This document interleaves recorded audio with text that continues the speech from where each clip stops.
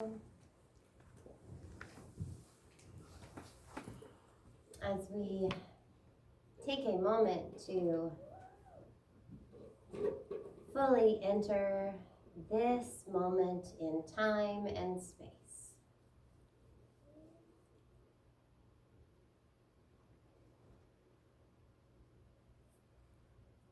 as we take this pause, this moment to breathe in and out intentionally, we slow down the mental chatter that accompanies us. As we relax into this moment, we recognize there is nothing for us to be or to do or to get. In this moment, we are just letting. We are just allowing our wisdom, our guidance, our joy to come to the surface.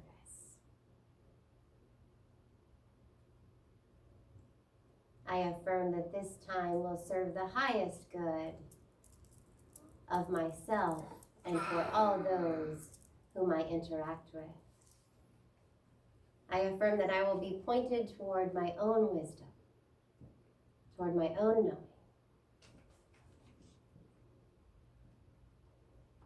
Let's take one more breath together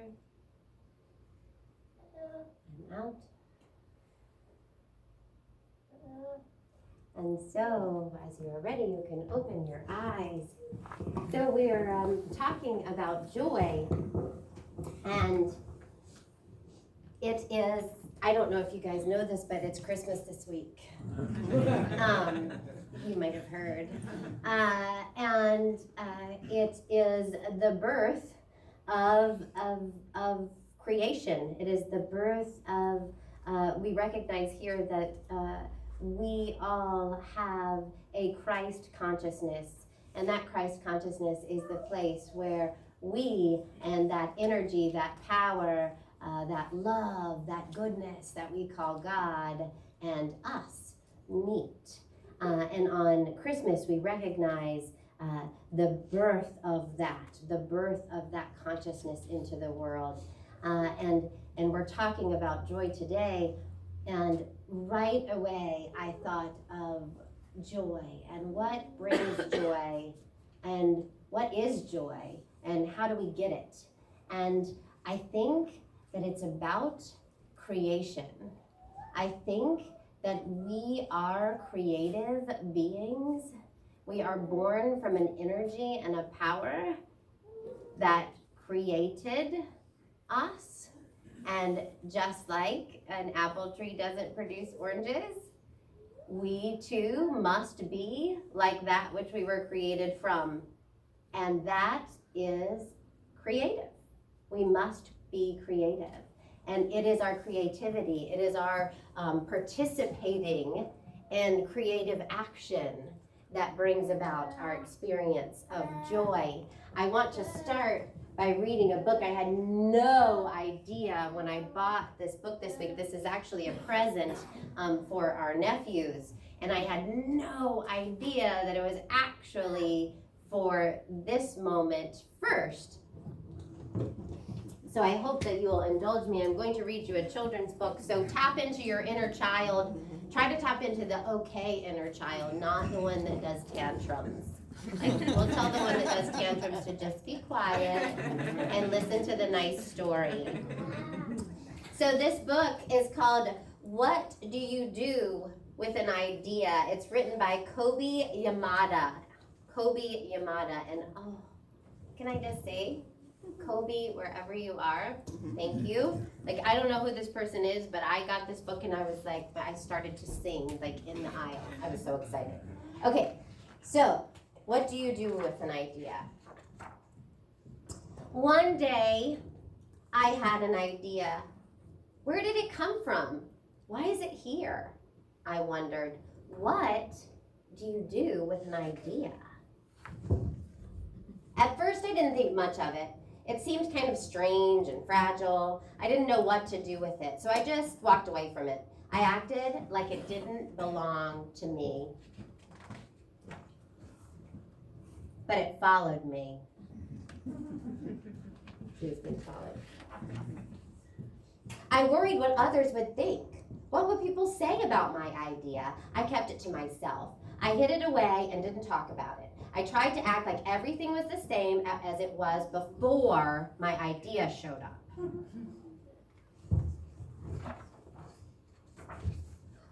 But there was something magical about my idea. I had to admit, I felt better and happier when it was around. It wanted food. It wanted to play. Actually, it wanted a lot of attention.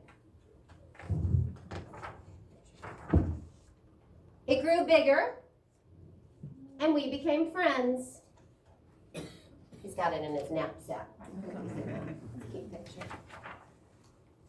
I showed it to other people even though I was afraid of what they would say. I was afraid that if people saw it, they would laugh at it. I was afraid that they would think it was silly. And many of them did. They said it was no good. They said it was too weird. They said it was a waste of time and that it would never become anything. And at first, I believed them. I actually thought about giving up on my idea. I almost listened to them. But then I realized, what do they really know? This is my idea, I thought. No one knows it like I do, and it's okay if it's different and weird and maybe a little crazy. I decided to protect it, to care for it. I fed it good food, I worked with it, I played with it, but most of all, I gave it my attention. My idea grew and grew, and so did my love for it. It's being very big over here.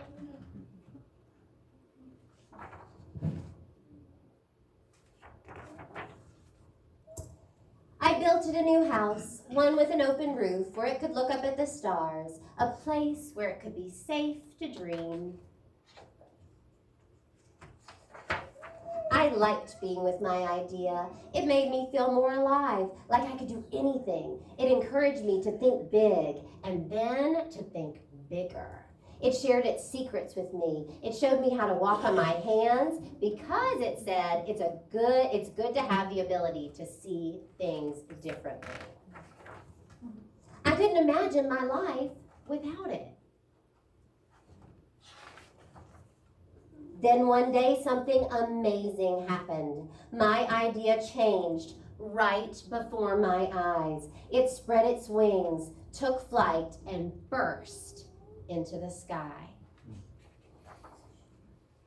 I don't know how to describe it, but it went from being here to being everywhere. It wasn't just a part of me anymore. It was now a part of everything. And then I realized what you do with an idea. You change the world.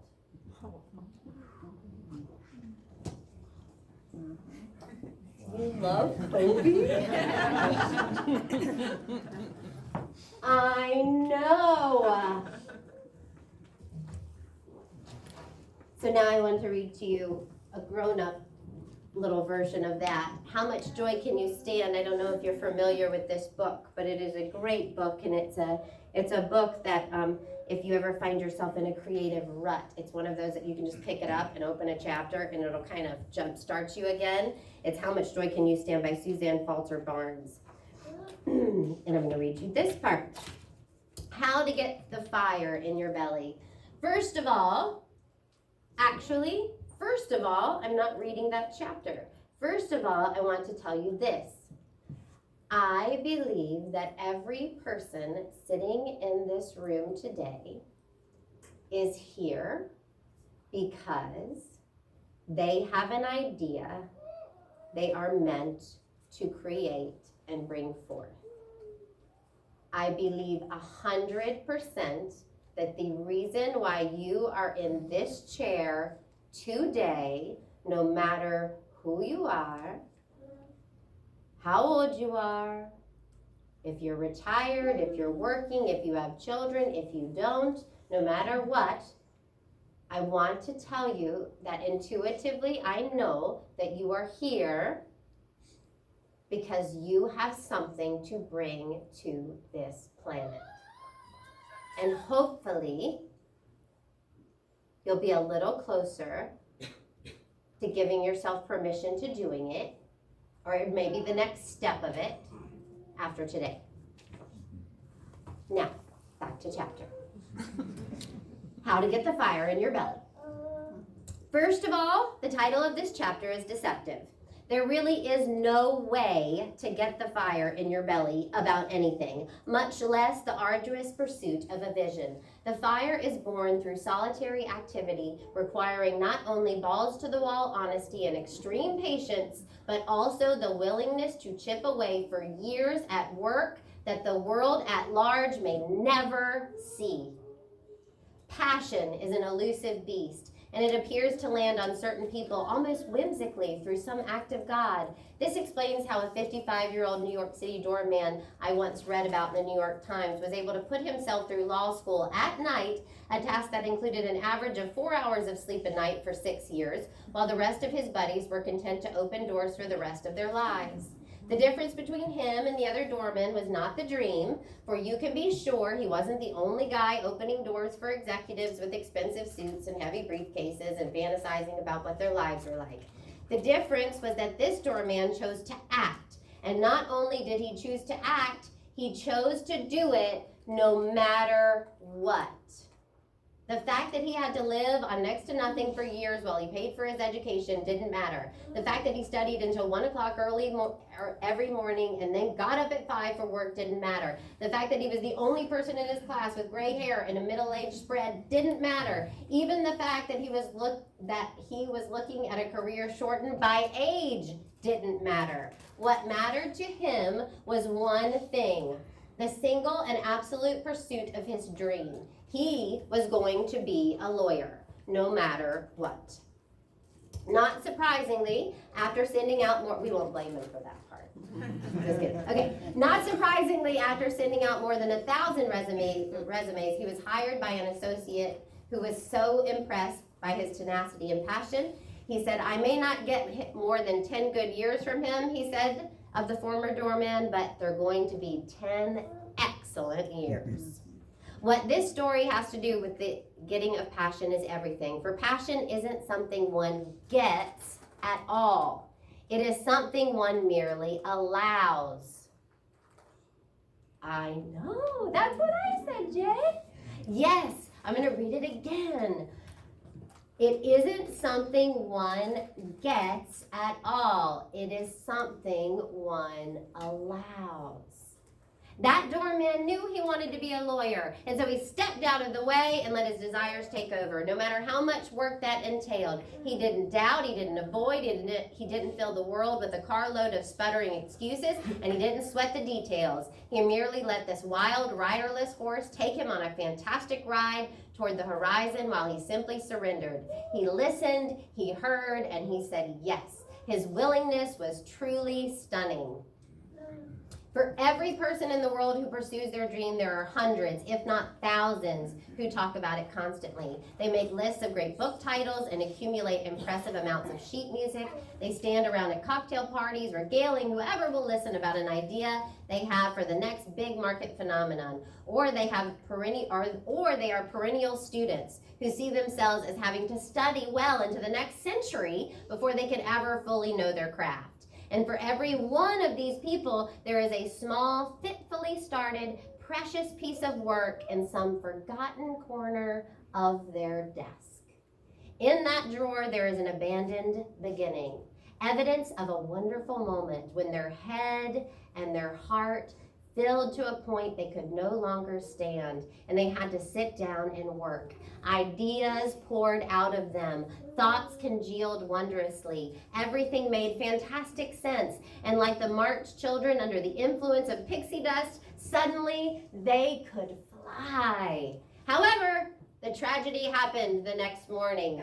Flushed with false impression that it would always be so easy, free, and liberating, they now expected a daily miracle. Yet creativity, like life, is never predictable. What happened was that they had to sit and think for a while. Then they stretched out a few ideas they hated, erased them, and drew up an entire page of ideas that they hated. Next, the phone rang, and they avoided the subject altogether for a good half hour. And when they finally looked at what they'd accomplished that night, they had little more than one flimsy page of mediocre work. Poof! Proof! Not poof. Proof! Proof! Screamed a voice out of nowhere. That's proof! This dream business is totally out of control. What do you think? And I'm not going to say this line. I'm just not... All right, I'll say the line. This book was written a long time ago. What do you think? You're Donald Trump or something? Back to Okay, can I just pause for a second? Because this is what I liken that line to. My dad used to say something all the time, and he would say, what do you think? We're the Rockefellers? You know, like if I left the door open because the heat was on or the air conditioner on, he'd go, what do you think? We're the Rockefellers or something? What do you think? We're the Rockefellers or something? And I wasn't born in Queens, so I don't know why he talked like that. I made that up. But he was from Buffalo. Anyway, I was in the South. Doesn't matter. But he would say, what do you think? We're the Rockefellers or something? And what I realized as I read that line in this book, I went, you know, it was kind of a way of being in my house. It's like, who are you to dream? Who do you think we are? We're just those people that live on the court that can barely afford our house with 3 broken down cars and a dad with PTSD from Vietnam. Like, what do you think? Something good's gonna happen? What do you think? You got something to say that somebody wants to hear? That's kind of what that line was about to me when I read it. And for my dad, he said, what do you think? You're the Rockefellers or something? This lovely lady chose another person, but I don't think she knew what was ahead. Anyway, we'll go back to the book. So, back to good old comfortable resignation, back to hanging out, back to the tube and a beer. In other words, back to reality. The truth is, if there had been a 3rd night, a 4th night, a 100th night, that precious piece of work might have turned into something great. The creative process is not computer software that provides all the answers at the click of a mouse. Rather, the process is a mysterious beast who comes to sit by your side and befriend you only after you've stroked it and fed it every day for a long, long time.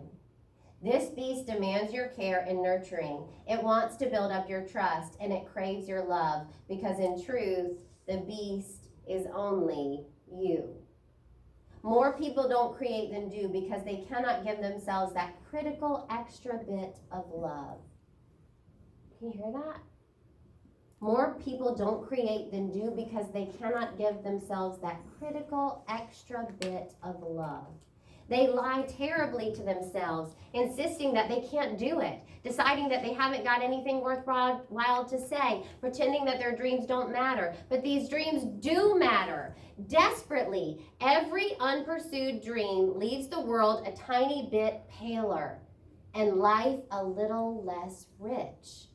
Every untold story means one less lesson passed on to someone else. You hear that? Every untold story means one less lesson passed on to someone else. Every abandoned idea means one more strike against hope. A fire in the belly is a champion for the ridiculous. See the Santa suit familiar? Okay. You must, lovingly saying that. You must keep on going day after day, stroke after stroke, step after step, simply because you have to. You have to in order to honor yourself. A ridiculous notion in a world that values products more than people, and the bottom line more than somebody's tender dreams. The fire in your belly comes only when you're willing to work at your dream for no good reason. For no good reason. You don't pursue the dream because you'll be famous someday. because the work is going to make you rich or because you'll make better cocktail banter. You design, teach, invent, or serve because this is what you are meant to do. Getting the fire in your belly means simply surrendering to the truth. One of the mistakes that we make is that we tie this thing in to career. And it's one of the mistakes that I made. And it doesn't have anything to do with a career. That is not what it is about. What it is about is creative expression. It is that we are made to create. I remember my mother saying constantly, I'm just not a creative person. That is the furthest thing from the truth. We cannot not create. We are creating all the time in every moment. The difference is, are we doing it from the deepest place from within us? Are we doing it from the truest place from within us? So what Christmas is the recognition of the birth of the truth of who we are. And the truth of who we are is that creative energy, that creative impulse that is knocking on our door, our heart's door, our mind's door, telling us to do that thing, to serve that person, to sing that song, to write that book. That's what's happening. There's a knock on our door. And our joy only comes when we welcome it, we answer it, get that we're creative people, get that we're weirdos, shake hands with it, and step out into the world with it. Do you know that there is something unique that only you can create? That you're here to create? And if you don't know what the thing is, I'll tell you what it was for me. Until I found the thing that made my heart sing, by the way, it's this. Until I found the thing that made my heart sing, because one of the things that I loved the most and was attracted to most about my husband is he knew what he was great at. He's an artist, and he's an artist with wood, and it was like brilliant and beautiful. And then he had this love and passion for sailing. Like he had all these passions, and I thought, I'm kind of just sitting here. I don't really know what I'm doing. And that was so attractive to me. I thought, oh yeah, I want to be passionate about something. And what I realized is the reason why I didn't know what I was passionate about is because I had spent so long covering up and stilling and silencing the still small voice within me that I couldn't hear it calling anymore. And so my work was about unbecoming who I wasn't and letting down all those defenses and all of those things so that I could get back in touch with that internal compass, that thing that was calling to me. I had to do that work. And ironically, it helps me in this work. So it all works out in the wash. So we're creative. And we're meant to create. Let's take a moment to just get silent and see if our heart has something to tell us about what we are to create. And if your heart doesn't have any ideas, I actually have some ideas for some of you, so you can see me afterwards. Okay, so I invite you to close your eyes. And let's take a breath.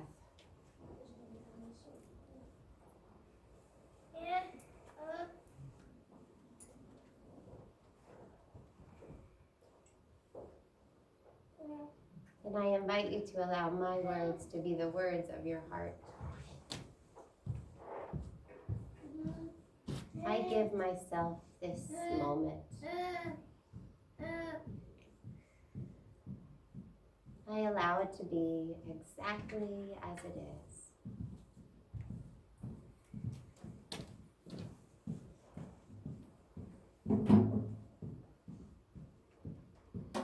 I deserve joy.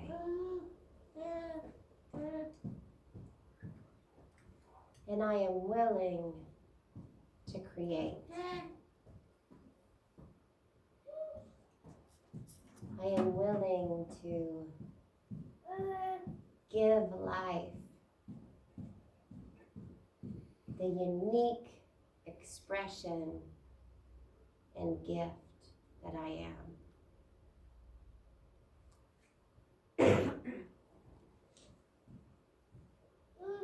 As I leave here and go about life, I know that I'm going to have aha moments, little nudges, taps on the door of my heart, leading me and guiding me toward the next creative expression. And I declare right here, right now, that I am open to that knock. I am open to that nudge. I will be still enough to listen, and I will love myself enough to commit.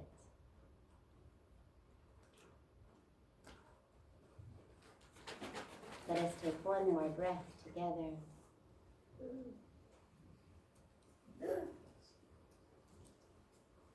And as you're ready, you can open your eyes.